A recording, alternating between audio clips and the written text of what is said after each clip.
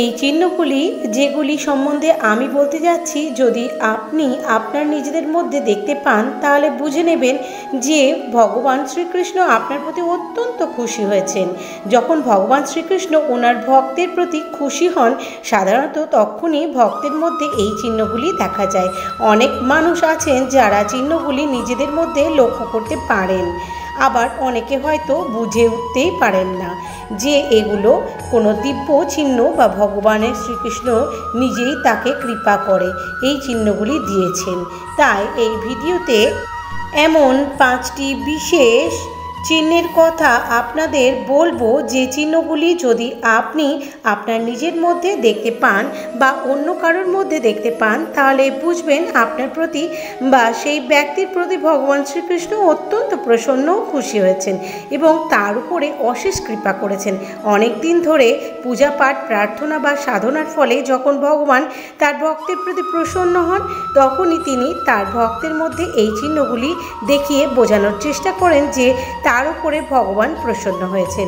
এছাড়াও এই চিহ্নগুলি এটাও বোঝায় যে সেই ব্যক্তির জীবনে আধ্যাত্মিক উন্নতি হচ্ছে এবং তিনি কখনোই একজন সাধারণ মানুষ নন। তাহলে চলুন আর দেরি না করে জেনে নেওয়া যাক যে এই 5টি বিশেষ চিহ্ন কি কি। প্রথম যে চিহ্নটি আপনি আপনার শরীরে দেখতে পাবেন সেটা হলো আপনার চোখের আকৃতি পরিবর্তন হয়ে যাবে।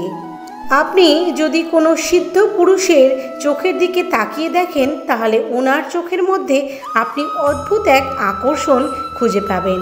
শাস্ত্রে এই ব্যাপারে বলা হয়েছে যে যদি কোনো ব্যক্তি ঈশ্বরের নাম জপ ধ্যান ইত্যাদি করেন তাহলে ধীরে ধীরে তার চোখের আকৃতির পরিবর্তন হয়ে যায় এবং চোখের মধ্যে এক অদ্ভুত সুন্দর আকর্ষণের সৃষ্টি হয়, যা দেখে প্রত্যেকটা মানুষ ওনার প্রতি মুগ্ধ হয়ে যায়। এরকম ব্যক্তির চোখের দিকে তাকালে মনের মধ্যে নিজে থেকেই একটা শ্রদ্ধা ভাব জেগে ওঠে। তার চোখের মধ্যে এক কোমল ভাব ফুটে ওঠে যা সবসময় অন্য মানুষের মনে শান্তি প্রদান করে। যদি এরমটা আপনার সাথেও হয়ে থাকে তাহলে বুঝবেন যে ভগবান শ্রীকৃষ্ণ আপনার উপরে অশেষ কৃপা করেছেন এবং আপনি আধ্যাত্মিক দিকে ধীরে ধীরে এগিয়ে যাচ্ছেন। দ্বিতীয় যে চিহ্নটি নিজের শরীরে দেখতে পাওয়া যায় সেটি হলো মুখমণ্ডলে একটা দিব্য ভাব ফুটে ওঠা।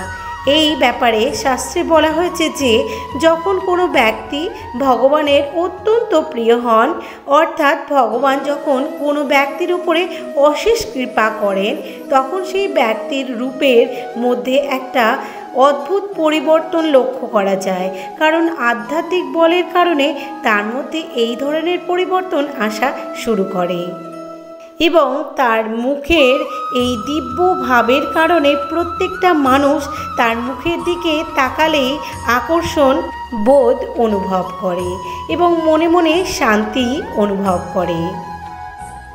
এছাড়াও যার মুখের মধ্যে এরম পরিবর্তন আসে সে নিজেও এই জিনিসটি খুব ভালোভাবে প্রত্যক্ষ করতে পারে যে তার মুখে একটা দিব্য ভাব ফুটে উঠেছে এবং এটা তার জন্য অত্যন্ত ভালো একটি চিহ্ন যা ঈশ্বর দ্বারা সে স্বয়ং নিজে পেয়েছে।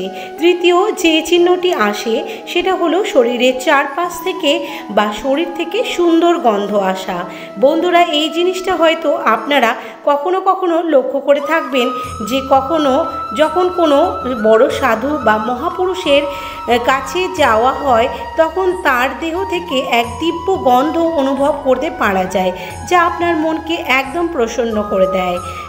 শাস্ত্রে এই কথা বলা হয়েছে যে যখন ব্যক্তি ভগবানের কৃপা লাভ করে তার শরীর থেকে এক দিব্য গন্ধ বের হতে থাকে এবং এটা বলা হয়েছে যে এরম ব্যক্তির আশেপাশে অন্য যোনি থেকে আসা বিভিন্ন জৈব আত্মা ঘোরাফেরা করে এবং তাকে রক্ষা করে। আবার অনেক ক্ষেত্রে এই গন্ধ সেই ব্যক্তির দৈব শক্তির কারণে তার শরীর থেকেও বেরোনো শুরু করতে পারে এবং এই গন্ধটা তার আশেপাশে থাকা প্রত্যেকটা মানুষই পেয়ে থাকে। চতুর্থ যে চিহ্নটি কথা আমি বলবো সেটি আপনি নিজের শরীরে পাবেন না। এটি আপনি তখন পাবেন যখন আপনি কোনো পশু বা পাখির সামনে যাবেন। আপনি হয়তো লক্ষ্য করে দেখবেন যে অনেক সময় কোনো কুকুর যে হয়তো প্রচণ্ড হিংস্র এবং সবাই তাকে ভয় পায়, কিন্তু আপনি যখনই তার সামনে যান সে একদম শান্ত হয়ে যায় এবং আপনার কাছে এসে আপনার আদর খাবার চেষ্টা করে। এবং এটা প্রায় সব প্রাণীর সাথেই হয়। যখন আপনি কোনো পশু পাখির কাছে যাবেন এবং সেই পশু বা পাখিটি নিজেই আপনার কাছে এসে আপনার কাছে আদর খেতে চাইবে বা আপনার পাশে এসে শান্তভাবে বসে থাকবে, ভগবানের দিব্য শক্তির কারণে সেই পশু পাখিও আপনার কাছে এসে দিব্য শক্তির অনুভব করতে পারে এবং তারা যখনই আপনার কাছে আসবে অত্যন্ত আনন্দ অনুভব করবে। পঞ্চম যে চিহ্নটি আপনি বুঝতে পারবেন সেটি অত্যন্ত গুরুত্বপূর্ণ একটি চিহ্ন। এই চিহ্নটি হয়তো সবাই নাও পেতে পারেন, আর সেটি হলো যখন আপনার প্রতি ভগবান প্রসন্ন হয়ে কৃপা করেন তখন আপনি লক্ষ্য করবেন যে আপনার ভুরু যুগলের মাঝখানে যেখানে আজ্ঞাচক্র অবস্থিত সেই জায়গাটা নিজেই থেকে চিনচিন করতে শুরু করে, অর্থাৎ মনে হবে কেউ যেন আঙুল দিয়ে হালকা করে ধরে রেখেছে, আপনার দুই ভুরু যুগলের মাঝখানে চাপ দিচ্ছে। আর এই সংকেতটি দেয় যে আপনার আধ্যাত্মিক জীবন অত্যন্ত উন্নত হতে চলেছে এবং স্বয়ং ভগবান আপনাকে সেই পথে যাওয়ার জন্য কৃপা করেছেন। এছাড়াও এই ধরনের চিহ্ন আপনার আজ্ঞাচক্র অর্থাৎ তৃতীয় নেত্রকে জাগ্রত করে। এর ফলে আপনি দিব্য জ্ঞান লাভ করার সুযোগ পান। বন্ধুরা, যদি আপনি স্বপ্নে কোনো দেবদেবীর মন্দির বা ইষ্টদেবীকে দর্শন করেন তাহলে জেনে যাবেন যে এটি ঈশ্বরের দেওয়া একটি অনেক বড় সংকেত। এরকম স্বপ্ন আমাদের এই বোঝায় যে আমাদের ওপর দৈবিক কৃপা রয়েছে। তাই যে দেবদেবীকে স্বপ্নে দেখেছেন সেই দেবদেবীর পূজা অবশ্যই করুন। সপ্তম সংকেতটি হলো জ্বালিয়ে রাখা প্রদীপের শিখা বেড়ে যাওয়া। বন্ধুরা, অগ্নি হলো পঞ্চভূতের মধ্যে একটি। যেহেতু সবার মধ্যে প্রভু শিবের বাস, তাই অগ্নির মধ্যেও তিনি বিরাজমান।